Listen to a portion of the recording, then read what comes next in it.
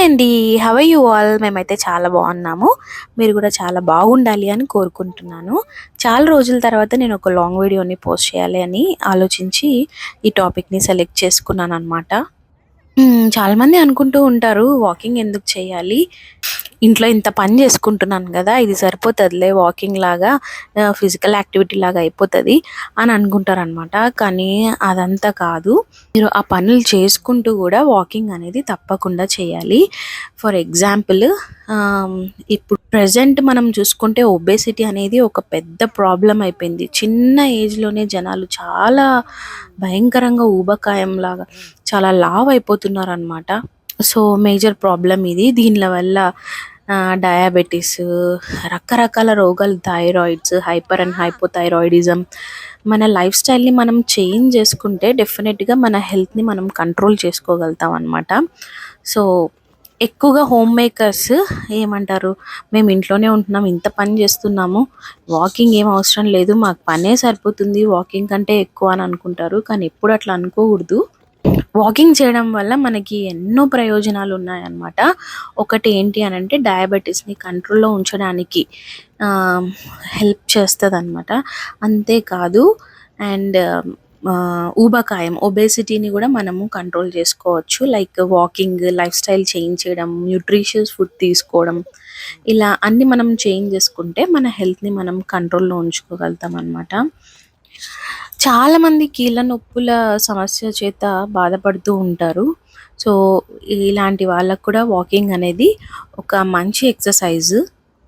చాలా universities walking గురించి పరిశోధనలు జరుపుతూ వచ్చినప్పుడు వాళ్ళు ఏం కనుక్కున్నారంటే, మనకి వంశపారంపర్యంగా వచ్చే ఊబకాయం అనే డిసీజ్ నుండి 50% వాకింగ్ అనేది తగ్గిస్తుంది అనమాట. 50% మనం వాకింగ్ చేయడం వల్ల హెరిడిటరీ డిసీజెస్ అని అంటారు కదా, పరంగా వచ్చే ఈ డిసీజెస్ని 50% తగ్గించే ఛాన్స్ ఉందని హార్వర్డ్ యూనివర్సిటీ వాళ్ళు కనుక్కున్నారు వాళ్ళ పరిశోధనల చేత.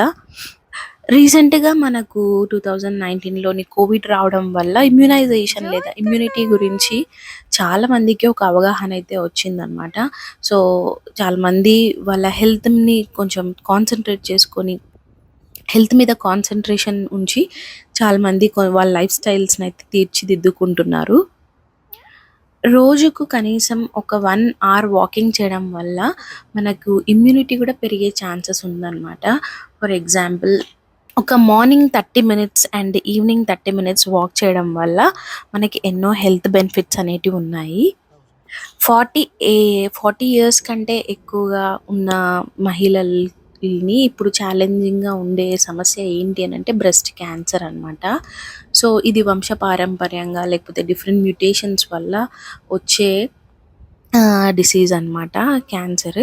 సో దీన్ని కూడా మనం వాకింగ్ చేయడం వల్ల 15% వరకు తగ్గించవచ్చు అని కొన్ని పరిశోధనలు చేసిన యూనివర్సిటీస్ చెప్తున్నాయి. వాకింగ్ చేయడం వల్ల మనకి గుండె సంబంధిత వ్యాధులు వచ్చే ముప్పు అనేది తగ్గుతుందన్నమాట.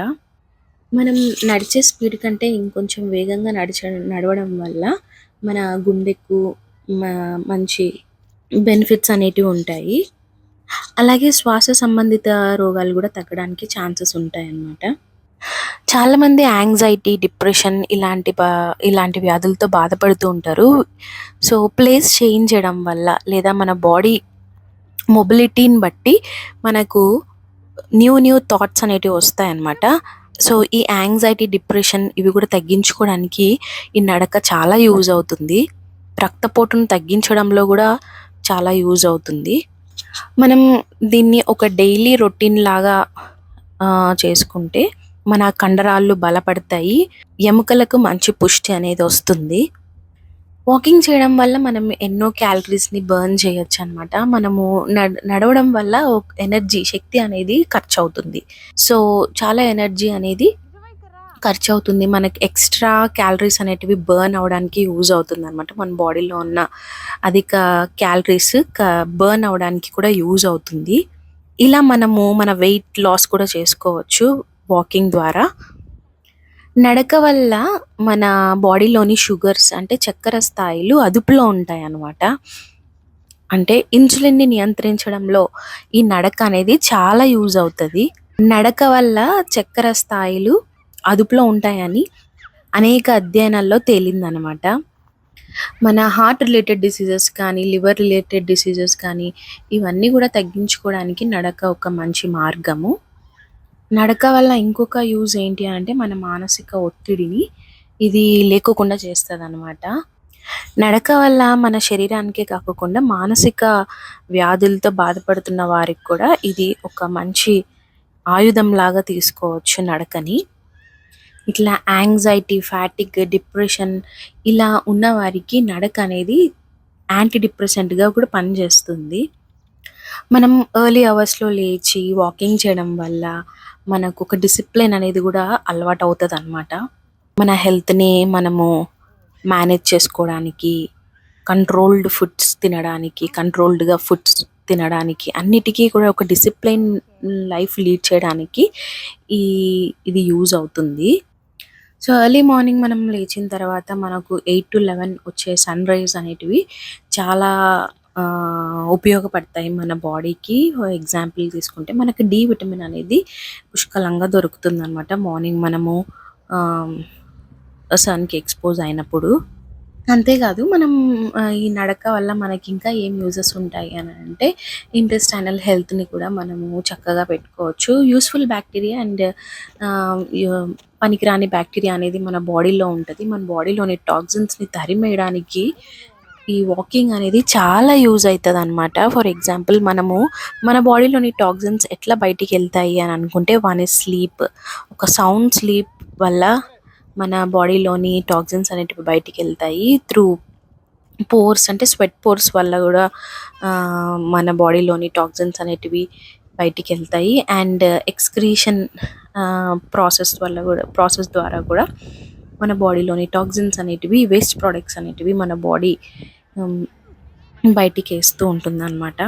సో, ఇన్ని ప్రయోజనాలు మనకు ఉచితంగా దొరుకుతాయి. ఎట్లా అంటే వాకింగ్ కోసం మనమేమి రకరకాల ఆయుధాలు లేదా ఎక్విప్‌మెంట్స్‌ని మనమేమి కొని చేసే పని అవసరం లేదు. జస్ట్ వాకింగ్ చేస్తే చాలనమాట. 1 అవర్ వాకింగ్ అనేది మన లైఫ్ స్టైల్‌ని చేంజ్ చేసుకోవడం వల్ల మన హెల్త్ అనేది చాలా మెరుగుపడుతుంది.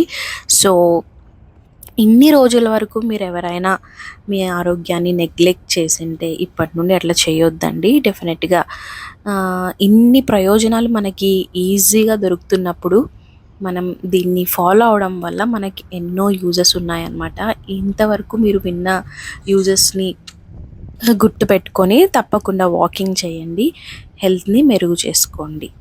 నా ఛానల్‌ని గనుక మీరు ఫస్ట్ టైం చూస్తుంటే definitely like, share and comment చేయండి. సబ్స్క్రైబ్ చేసుకోవడం మర్చిపోవద్దు. See you in the next video. Until then take care. Bye by.